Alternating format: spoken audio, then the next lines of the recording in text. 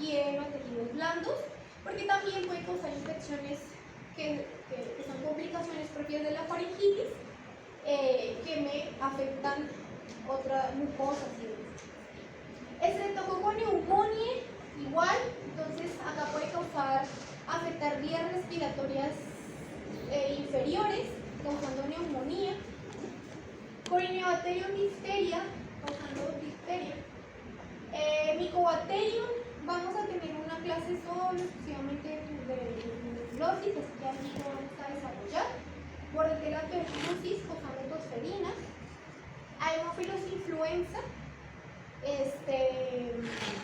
causando algunas otras patologías que se encuentran asociadas al sistema respiratorio superior, como por ejemplo otitis media, sinusitis, o también puede afectar al sistema respiratorio inferior con bronquitis y neumonía.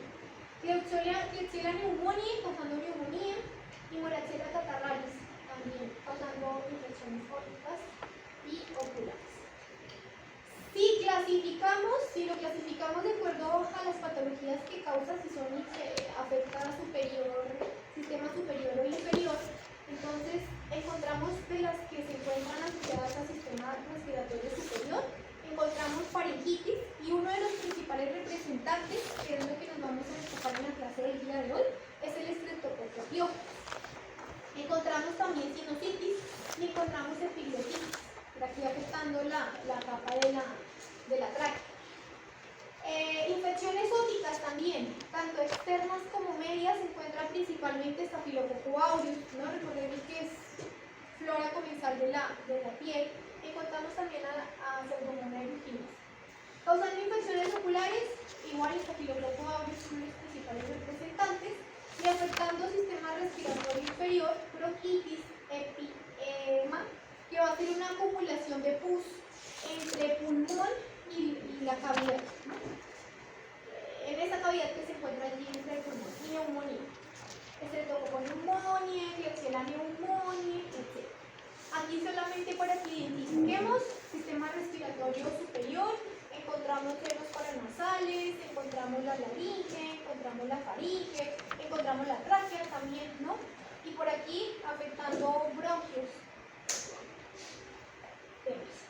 Bueno, no solo las bacterias pueden llegar a colonizar el sistema respiratorio superior e inferior, sino también virus. Y dentro de los virus tenemos una gran cantidad de virus. Vamos a dedicar una parte de la práctica a la identificación de uno de ellos, que va a ser una prueba para COVID.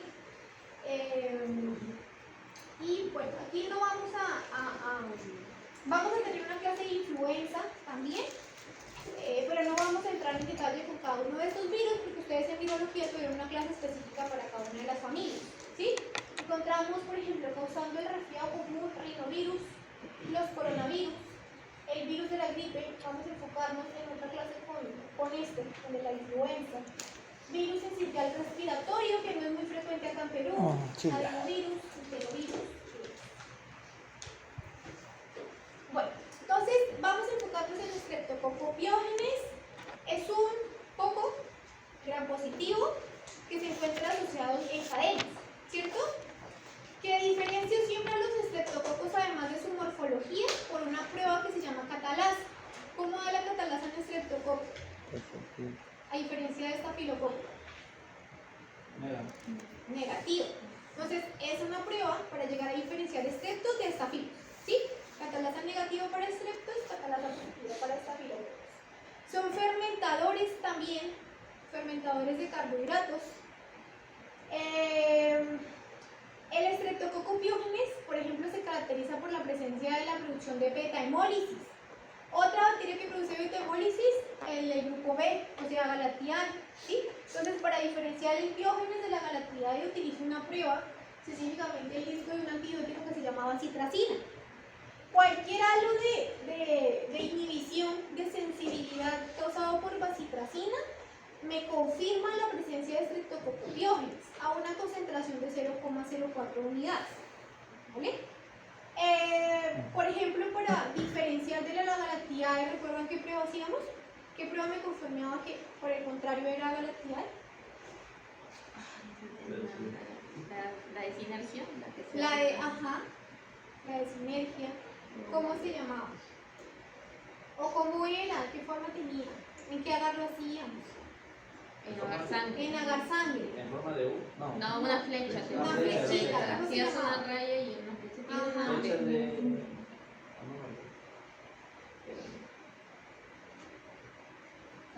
De acá. Bueno, ¿y con qué hacíamos la siembra, la estría? Con que sepa. Estafilo, aureus, ¿cierto? Porque aureus también es beta hemolítico, entonces me va a potenciar esa hemólisis. ¿Sí? Bueno, hay otra prueba que nosotros no hacemos en el laboratorio, o sea, en nuestra clase, pero que se utiliza mucho en el día a día en laboratorios, que se llama la prueba de PIR, que es positiva generalmente. Entonces, para la prueba de PIR voy a detectar la presencia de una enzima que presenta la bacteria. Para esta prueba voy a utilizar un disco y el disco contiene un sustrato. Entonces, tomo el disco que tiene el sustrato, le pongo 2-3 colonias de la bacteria sobre el disco, muy parecido a lo que hacemos por ejemplo con la tira de oxidasa, y le agrego 2-3 goticas de un reactivo que me va a dar la presencia de un color rojo. Color rojo es una prueba positiva para PIR y un color negativo, incoloro es una prueba negativa. ¿Cuál es el sustrato? La abreviación es PIR, pero acá está su nombre, L-pirrolidonil-beta-naftilamida. La enzima es la pirasa, su nombre largo está por ahí. El resultante es la formación de beta-naftilamida y el reactivo que utilizo para realizar la revelación es este de acá, dimetilaminocinamaldehído. Entonces vamos a ver un videito cortito de cómo realizan la prueba de PIR, que es realmente sencilla. Es similar a lo que hacemos nuevamente con la tira de oxidasa.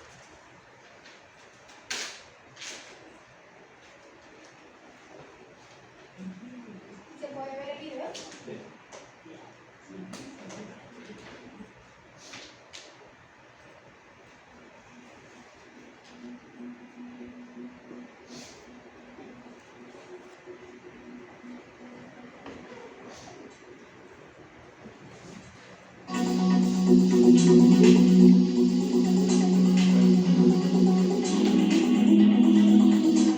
Entonces acá vemos estos discos, ¿sí? Que es el que contiene el sustrato. Luego unas pinzas, igual las esteriliza.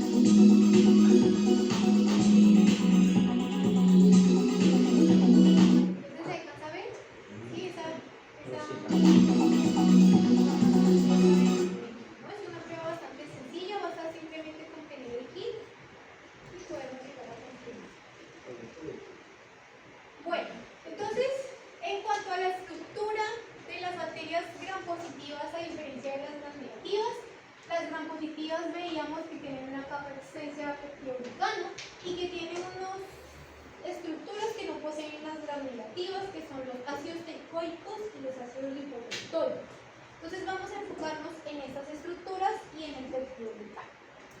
Estas imágenes de acá ya la conocen cuando veíamos la primera clase de la síntesis del péptido glucano, ¿sí? Que existen unos precursores a nivel citoplasmático que se llama el N-acetilmurano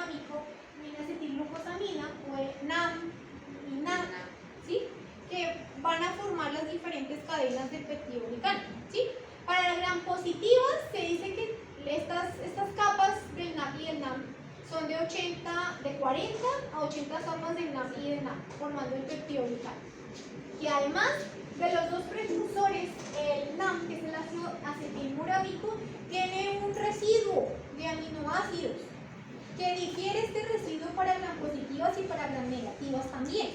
Ejemplo, para gram positivas, que es el caso que nos interesa, va a tener residuos de alanina, de glutamina, de lisina y nuevamente otra alanina, ¿sí? Un residuo pentamérico. A diferencia, por ejemplo, de las gram positivas, en donde varía el residuo alanina y glutamina, alanina, pues tenemos el DAM, que está por aquí, mesodiaminopolitilénico, otro residuo de aminoácido. Bueno, para el ácido teicoico y el ácido lipoteicoico también difieren en la estructura y en la forma de anclaje dentro de la bacteria gram positiva. Entonces, acá tenemos la representación de un ácido teicoico que va a estar unido a uno de los precursores del peptidoglicano. A diferencia del ácido lipoteicoico, que lo hemos representado acá, que ya no va a estar unido a la estructura del peptidoglicano, sino a ¿qué? A la membrana interna de la bacteria. ¿Listo? Esa es una de las diferencias. Dentro de los ácidos lipoteicoicos tenemos diferentes clases para todas las bacterias gram positivas. Entonces, tenemos subtipo 1, subtipo 2, 3, 4 y 5. ¿Cuál es la clase o el subtipo que se encuentra en el Streptococcus pyogenes? La clase 1, que también lo comparte, por ejemplo, el Staphylococcus aureus, por acá un Bacillus subtilis, el Streptococcus galattiae, también beta hemolítico, y Listeria monocytogenes. Hay otros, por ejemplo, acá el 4, que está presente en el Streptococcus pneumoniae. ¿Cuál es la estructura de este ácido lipoteicoico? Está formado por esta estructura que vemos acá. Un glicerol, un grupo fosfato, dos glucosas y otro glicerol. ¿Listo? Entonces, esta es la estructura específicamente de la clase 1, que es el que me interesa porque es el que estamos viendo para el Streptococcus pyogenes. Aquí vemos la representación y la estructura de los otros ácidos lipoteicoicos. Bueno, se dice, por ejemplo, que tanto el peptidoglicano como los ácidos lipoteicoicos como los teitoicos son antigénicos. Es decir, cuando ustedes veían la clase de inmunología, veían que hay unos PAMs, ¿sí?, que van a ser reconocidos por las células inmunes, que se pueden reconocer a nivel extracelular los peptidoglicanos, los ácidos teicoicos, lipoteicoicos, o en el caso de las gram negativas, los lipopolisacáridos, y que van a ser reconocidos por unos receptores específicos que tienen células presentadoras de antígeno, macrófagos, células dendríticas y demás, ¿sí? Una de esas subclases son los TLR, o receptores tipo TOL, que se encuentran en diferentes niveles dentro de la célula inmune, ¿sí? Pueden estar en la periferia, reconociendo estructuras periféricas como el peptidoglicano, ácidos teicoicos y ácidos lipoteicoicos. Les pregunto, ¿cuál será dentro de esos TLR el que reconoce el ácido teicoico de Diógenes? ¿Cuál de todos estos? TLR2. El 2, exactamente el 2. ¿Y cuál es el que reconoce el peptidoglicano? De las gram positivas, porque lo tienen expuesto.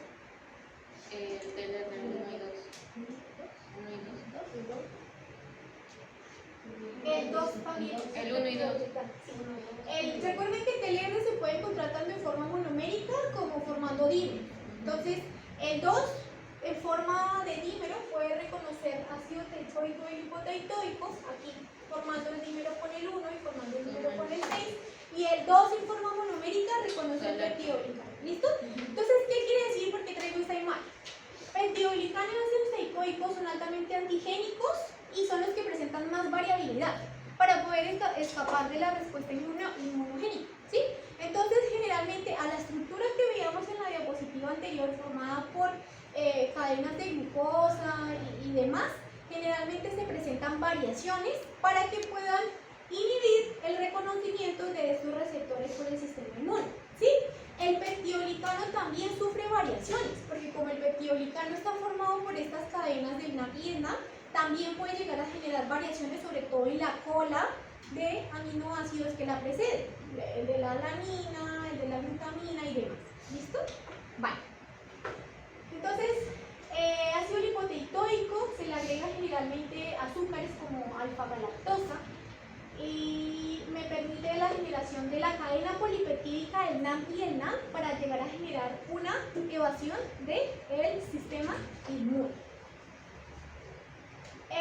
Bueno, entonces, enfocándonos específicamente en los factores de virulencia del Streptococcus pyogenes, como todas las bacterias que hemos visto, necesita unos factores externos que le permitan anclarse a los diferentes epitelios en las diferentes células diana y otros que son enzimas, sobre todo toxinas y demás. Casi todas las bacterias comparten estos tipos de factores de virulencia, lo que varían en ellas pues son las toxinas que se producen en cada una de ellas. Bueno, entonces acá tenemos el resumen de todos estos factores de virulencia que vamos a ver. Los de superficie, hay algunas cepas que tienen una cápsula de ácido hialurónico a nivel de la pared, entonces presentan ácido lipoteitoico, que ya vamos a ver, que vimos a proteína M, peptidasa C5, pero además también tienen otras enzimas que seguramente ustedes habrán visto en bacteriología también, que es la streptolicina O y la streptolicina S. Además porque se caracteriza de generarme macroscópicamente allá en el laboratorio la formación de la beta-hemólisis, o sea que me va a alisar esos eritrocitos en el agar sangre y me va a formar la beta-hemólisis. Específicamente una de ellas, que es la S, la termoestable, porque nosotros cuando incubamos las bacterias, las incubamos en presencia también de oxígeno, ¿sí? Entonces, en pequeña medida, también puede llegar la termolábil a generar esa hemólisis, pero no es apta para sobrevivir en presencia o en pequeñas concentraciones de oxígeno, ¿vale? Sobre todo entonces la termoestable. Bueno, entonces acá tenemos la representación de este coquito y todos estos factores de virulencia. Vamos a iniciar. Ya vimos uno de ellos, que es el ácido lipoteitoico, ya vimos la estructura, ¿no? Que se encuentra anclado aquí, estructura también dentro de su membrana, etc. Así que vamos a irnos con un componente que también se encuentra en la pared de esta bacteria, que es un carbohidrato. Entonces, este carbohidrato o la tipificación de este carbohidrato permitió por allá en 1933, una científica de Lancet, hacer una clasificación de las bacterias que se encuentran y que generan beta-hemólisis. Entonces, de acuerdo al carbohidrato que se encuentra presente, los clasificó en diferentes grupos. Tenemos el grupo A, el grupo B, el grupo C, el E, el F y el G. El carbohidrato A, que así se denominó, va a estar presente en la pared del Streptococcus pyogenes. Pero, por ejemplo, en la galactidae, o al menos el piógenes y la galactidae que causan enfermedades en humanos, el galactidae va a pertenecer al grupo B. ¿Listo? Entonces, acá tenemos la representación de todas estas estructuras que se encuentran en la parte externa de la bacteria.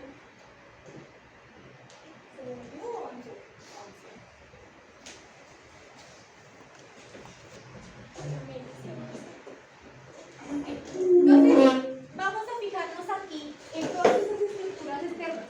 Tenemos a nivel más externo una capa, algunas cepas que presentan capa de ácido hialurónico. Tenemos por acá el peptidoglicano, el polisacárido, que realmente es un carbohidrato que está formado por N-acetilglucosamina, N-acetilgalactosamina, ribnosa, glucosa, etc., ¿no? Que va a ser el antígeno específico de ese grupo. Tenemos por acá fimbrias también que presenta la célula, y vamos a ver una de ellas, que es la llamada proteína M. Tenemos lo que están presentes en todas las grampositivas, ácidos teicoicos y ácidos lipoteitoicos. Entonces tenemos bastantes estructuras a nivel de la periferia, ¿sí? Algunas fimbrias, ácidos teicoicos, lipoteitoicos y ese antígeno característico de cada uno de los grupos. Por acá tenemos peptidoglicano, obviamente, con los dos precursores, glucosamina N-acetilmurámico, y por acá internamente tenemos estas toxinas que ya vamos a ir desarrollando, ¿no? Iniciamos y seguimos con una de las fimbrias, que es la proteína M, ¿no? Entonces, la proteína M le va a permitir también anclarse a la célula diana del epitelio. Se dice que la proteína M tiene forma como de espiral y que tiene dos extremos, como toda proteína, un extremo N-terminal y un extremo carboxiterminal. Se dice además que el extremo carboxiterminal va a estar anclado a los precursores del peptidoglicano, a uno de los dos precursores del peptidoglicano, y que el extremo N-terminal es el que le va a permitir anclarse a la célula diana y que además es inmunogénico, o sea que va a ser reconocido por las células del sistema inmune. Si es inmunogénico, si es antigénico, pues constantemente va a sufrir variaciones para poder evadir el sistema inmune, ¿sí? Esta proteína M está subdividida en pequeñas estructuras, como por ejemplo acá tenemos regiones, la A, la B, la C, la D. ¿Cuál será la región más variable o la que va a sufrir más variaciones para llegar a evadir al sistema inmune? La A, exactamente. Entonces la A tiene diferentes bloques de regiones repetitivas que van a sufrir constantemente mutaciones para poder evadir el sistema inmune. Entonces ya vamos sumando mecanismos de evasión: peptidoglicano, ácido lipoteitoico y la proteína M. Tantas son las variaciones de esta región A que de acuerdo a las variaciones de la región A se han clasificado 200 serotipos del Streptococcus pyogenes, solo por las variaciones que presentan en esta región. Se dice también, la misma científica Lancelfier denominó a esta proteína como proteína M, además de ser una fimbria, porque se encontraba presente en cepas que eran mucoides, como lo que vemos acá. Entonces, muy seguramente cuando veamos una cepa mucoide, que no es lo que característicamente vemos en el laboratorio, no vemos a un piógenes mucoide, ¿sí? Las cepas mucoides van a tener estas fimbrias, estas proteínas M, y además se caracterizan por ser virulentas. Aquellas que no presentan la proteína M no son virulentas.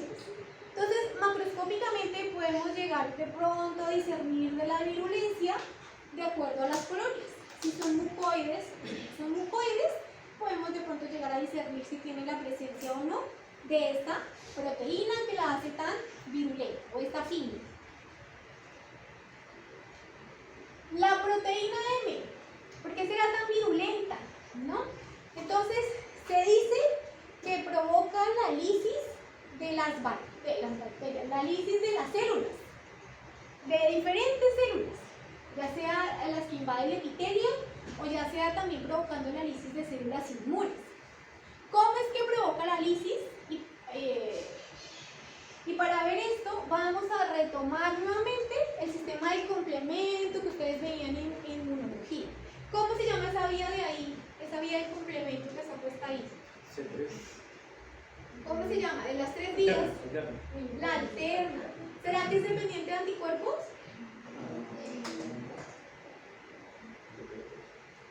¿Quién dice sí? ¿Quién dice no?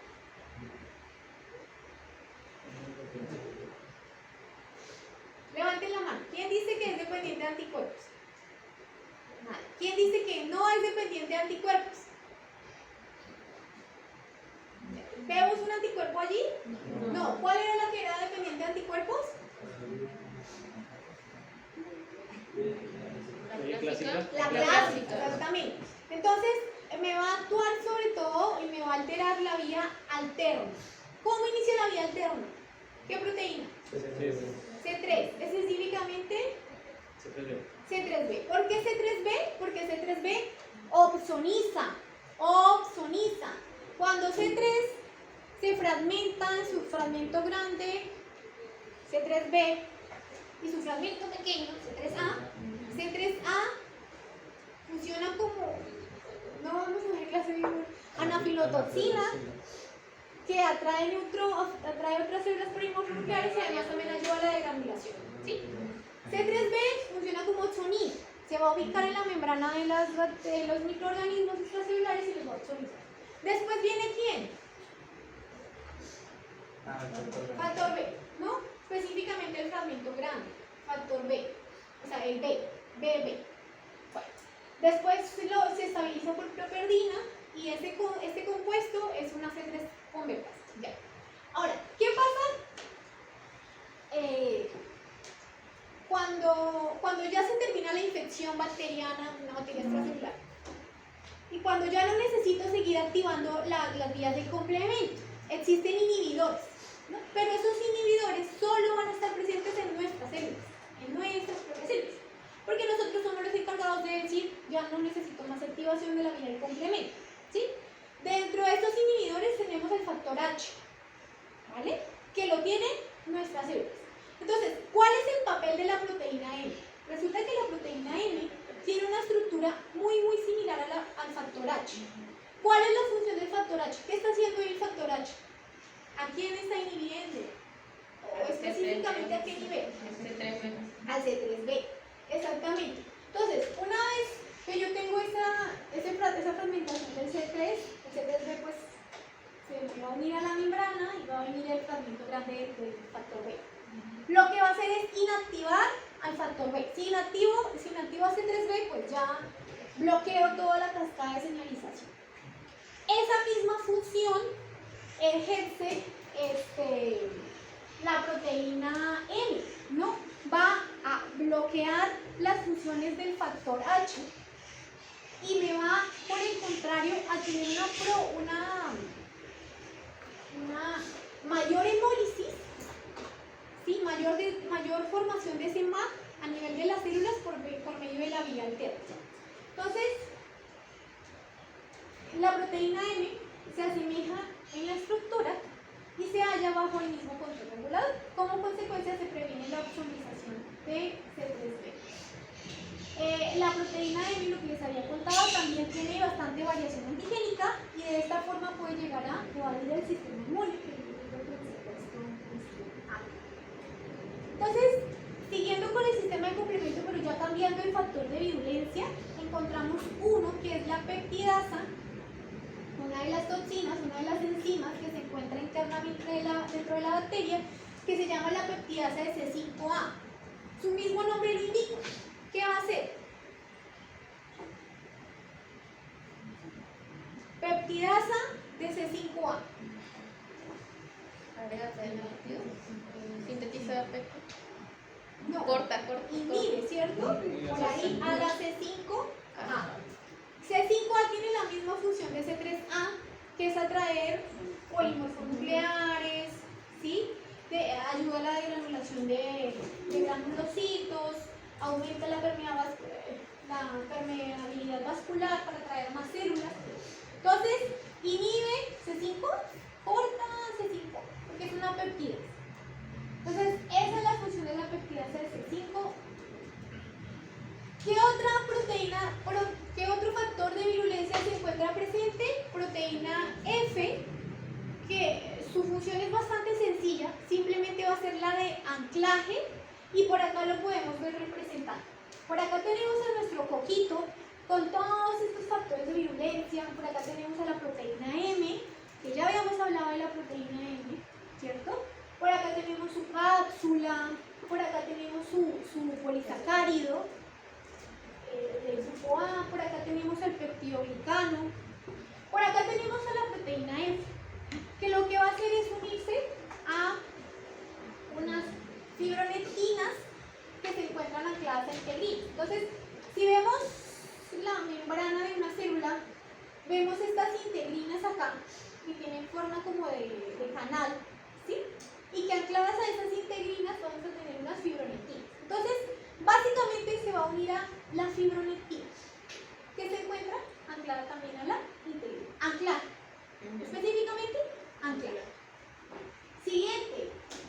Bueno, entonces ya terminando una parte con la parte extracelular.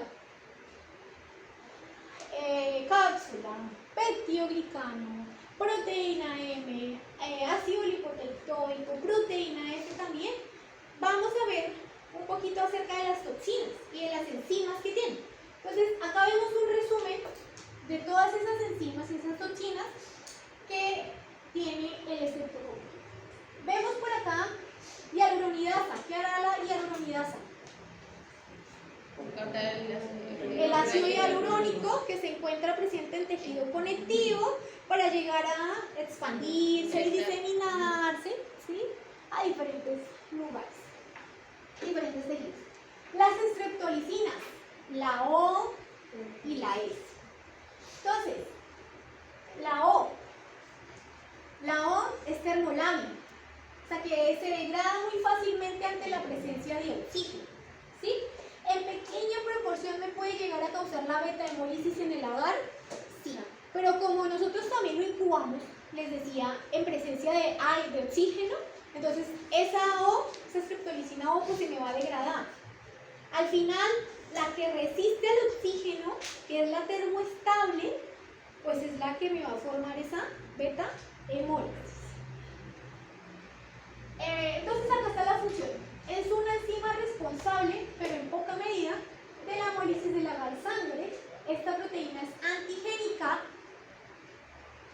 Es antigénica, es decir, va a ser reconocida por el sistema inmune y se van a generar anticuerpos anti-estreptolicina O, que es una prueba muy común que se realiza en el laboratorio, que se llama ASLO, o anticuerpos anti-estreptolicina O, ¿vale? Entonces, como es antigénica, es la que va a sufrir constantemente variaciones para poder llegar a evadir al sistema inmune. Bueno, participa en la lisis de leucocitos, de células tisulares, de plaquetas, formando poros en la superficie. La estreptolicina S, por el contrario, además de ser termoestable, no es antigénica, a diferencia de su contraparte, la O. Poco antigénica, es hemolicina de bajo peso molecular, poco antigénica, es estable frente al oxígeno y es la responsable de la formación de la beta-hemólisis en el agar sangre. Por acá tenemos otro, que es la exotoxina pirógena estreptocóxica, que básicamente su función va a ser la de servir de superantígeno. Yo sé que ustedes vieron en inmunología, cuando vieron la clase de inmunología de microorganismos, cuáles eran las formas de evadir el sistema inmune, cuáles tenían esas formas de mecanismos, y dentro de una de esas vieron el superantígeno, que hoy vamos a recordarlo nuevamente. ¿Qué será eso de superantígeno? Entonces, tenemos que recordar cuál es el receptor de todos los linfocitos. No solo del 4 y del 8, sino de todos. El receptor común que tienen todos los linfocitos, ¿cómo se llama? No.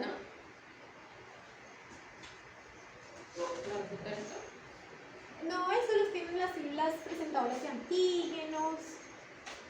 Pero el que tiene los linfocitos, TCR receptor. Y los de B, linfocitos B, BCR. Entonces, para linfocitos T es TCR.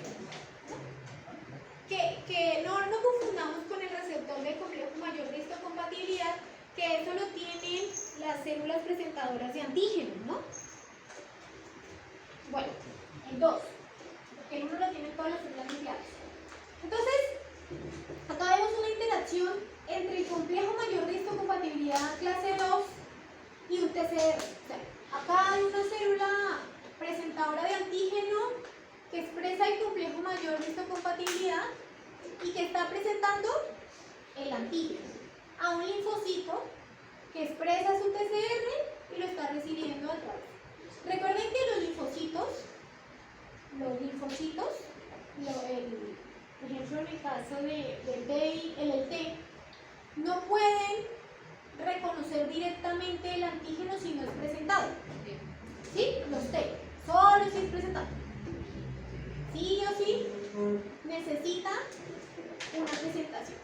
Entonces, por acá, esto ya lo saben, ya lo conocen, complejo mayor de histocompatibilidad y PCR, ¿sí? Que hay una presentación de antígeno. ¿Qué papel jugaría la exotoxina pirógena en todo esto? ¿Qué será? ¿Qué hace acá? Lo voy a poner en esta imagen. ¿Qué hace esta toxina? A ver.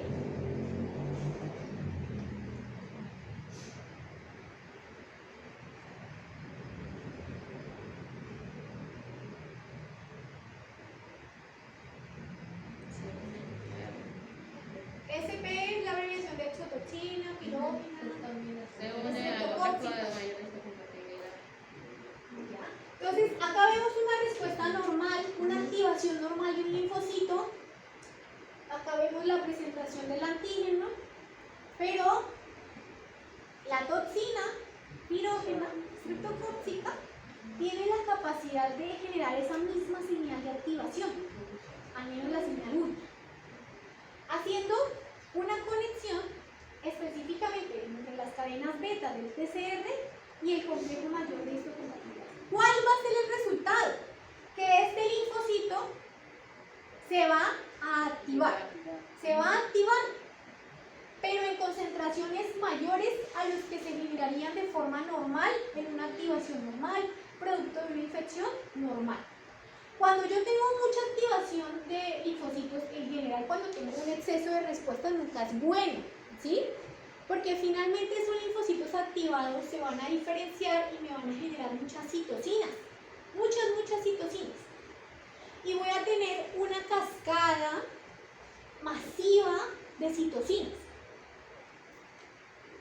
Entonces, acá vemos esa representación de esa respuesta. De forma normal, la activación de linfocitos es 0,01% en una infección normal. Pero acá tenemos un aumento de activación de 25 a 30%, mucho más, ¿no? ¿Cuántos? 2000 veces más que lo que se genera de forma normal. Entonces voy a tener una producción masiva de citocinas. Dentro de ellas las proinflamatorias, entonces voy a tener una respuesta inflamatoria exacerbada, ¿sí? Voy a tener, por ejemplo, la salida extravascular del plasma también, ¿vale? Entonces todo eso es una infección complicada por estreptococopiógenes. Generalmente, vamos a verlas en posteriores clases, la complicación que genera una faringitis. Una faringitis por estreptocopiógenes se puede solucionar, el sistema inmune lo elimina, o puede pasar esto y progresamos a una escarlatina, en donde voy a tener un desprendimiento de la capa, una inflamación, un eritema y demás. Hoy solo nos vamos a enfocar en faringitis. Bueno, entonces esta era una de las toxinas más dañinas, ¿no? La exotoxina pirógena streptocóxica. Vamos a ver unas que tienen el estreptococopiógenes, que son hemolicinas, que la hemos visto durante toda la clase, que es la O y la S. Entonces acá vemos la S, acá está, la S, la que es estable en presencia de oxígeno. Función, lisar eritrocitos, pero ojo, no solo lisa eritrocitos, lisa células del tejido, células inmunes también, ¿sí? ¿Cómo es que las mata, las lisa? Por medio de la apoptosis, las envían a apoptosis. ¿Cómo las envían a apoptosis? Generalmente hay inhibidores de la apoptosis, ¿no? O si no, mis células pues estarían muriendo constantemente. Yo tengo algunos reguladores de la apoptosis. Uno de estos, que no vamos a aprendérnoslo de memoria, es una vía que se llama PIC, exactamente.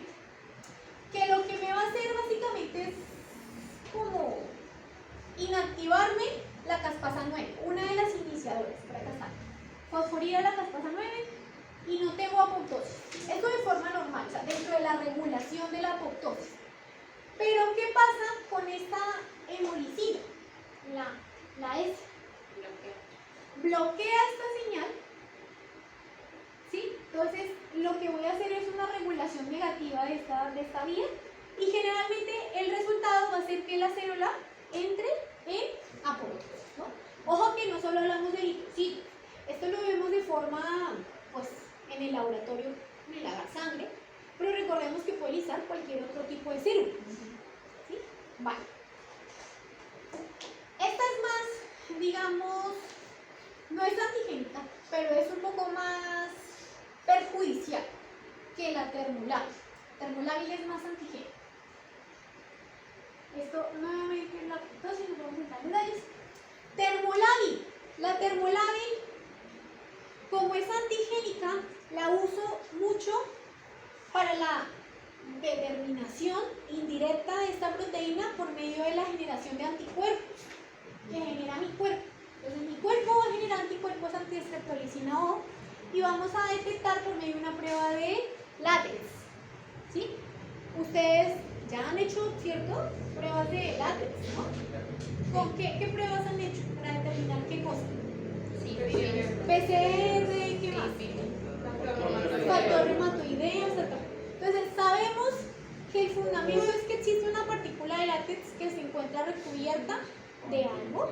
En este caso va a estar recubierta de un antígeno que sería nuestra toxina. Y lo que vamos a detectar en nuestro suero van a ser los anticuerpos, ¿sí? Que tiene un control positivo, que tiene un control negativo, que el control positivo tiene una concentración conocida del antígeno, específicamente superior a 200 unidades internacionales por ml, que el factor de referencia para ASLO es menor a 200 unidades formadoras de unidades internacionales por mililitro, ¿sí? Entonces vamos a ver un videito, ustedes ya han hecho pruebas de látex, de cómo se hace la determinación de ASLO. Este video solo me hace la prueba cualitativa, pero sin embargo, aquí les he dejado un inserto para ver la determinación de la prueba cuantitativa, que es lo mismo. Voy a realizar diluciones seriadas como me indica acá. Acá de hecho me está indicando diluciones de 1 en 2, 1 en 3, 1 en 4 y 1 en 5, y que la inversa de la titulación donde obtengo la última aglutinación la voy a multiplicar, o sea, ese título lo voy a multiplicar por la sensibilidad de la prueba o límite de detección, que en este caso es 200, como vemos acá. Entonces, acá me indica el título, no sé si lo alcanzan a ver. Voy a agrandar un poquito.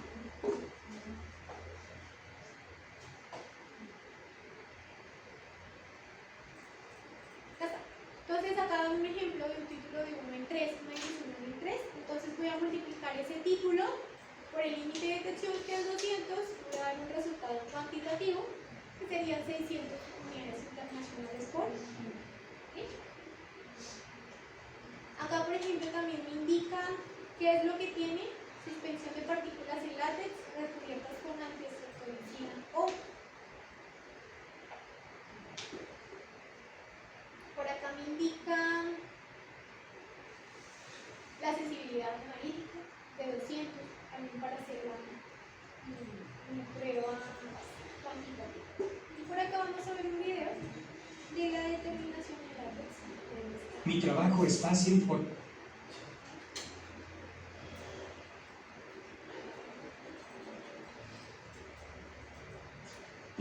Hello everyone. In this video tutorial, we'll see the working and performance of ASO latex kit from Anamol Laboratories Private Limited. First, let's have a look at the kit components. The kit contains one bottle of ASO latex reagent, one bottle of ASO positive control, one bottle of ASO negative control, glass slide, sample droppers, mixing stick, and the instructions for use. We recommend all the users to read the instructions for use thoroughly before using the kit. Apart from this, you may require additional items such as clean and well calibrated pipette of 40 microliter volume, tips, a timer or a stopwatch, and the patient sample on which the test is to be done. Now let's have a look at the procedure. Place one drop of positive control on the first circle. Place one drop of negative control on the second circle, and place one drop of patient sample on the third circle. Place one drop of ASO latex reagent on each of the three circles.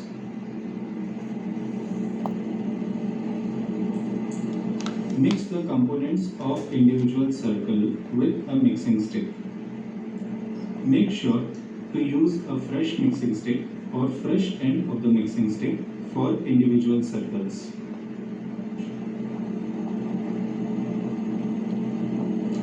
Incubate for 2 minutes and rock the slides gently.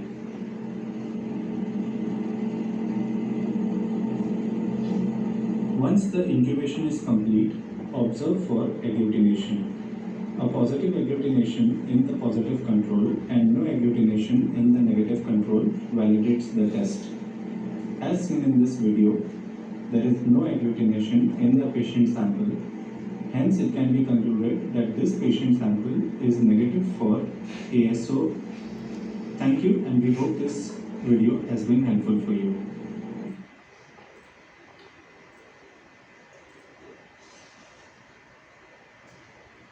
Entonces, finalmente, para terminar con nuestras toxinas, tenemos la estreptocinasa. En este video Ahí vamos a ven. trabajar la prueba de PIR para el género Enterococcus y el género Streptococcus, específicamente especie Biogenes.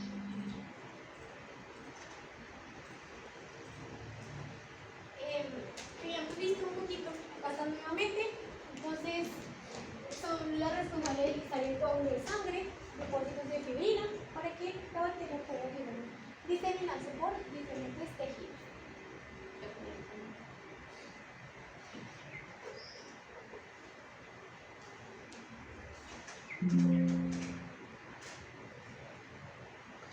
Hay un mensaje al medio, profesora.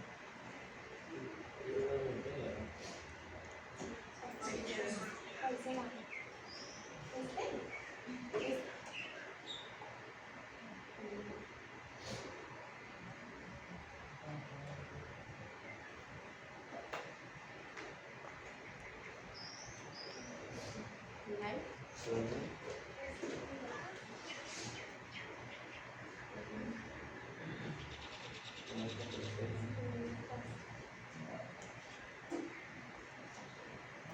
Creo que es donde dice HDMI 3.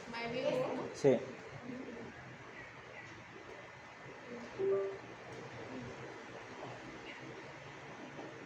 Ah, tiene que ponerle no, creo.